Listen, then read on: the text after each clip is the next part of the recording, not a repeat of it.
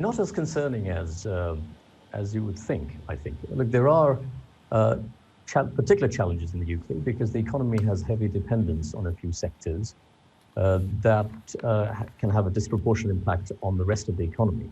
So the overall drop in the GDP has so far been sharper than in many other countries, and the uptick has been weaker and expected to be shallower than many other countries.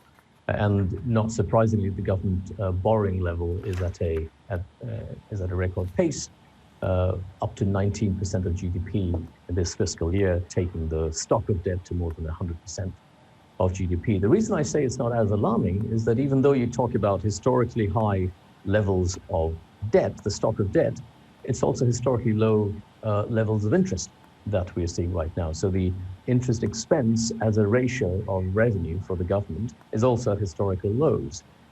So I think they have the debt carrying capacity for now. Inflation expectations are muted for now.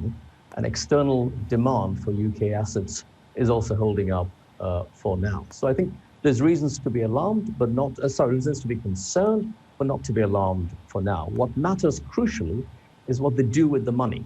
Because you hear this, the analogies of it's the biggest deficit in peacetime. Well, then we need a post-wartime level of industrial strategy.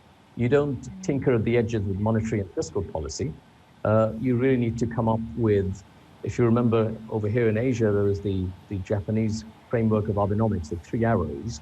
They've fired the first 2 arrows, but we really need to see a much more wholehearted 3rd arrow, industrial strategy, to make sure that we make use of the time that has been bought by loose monetary and loose fiscal policy.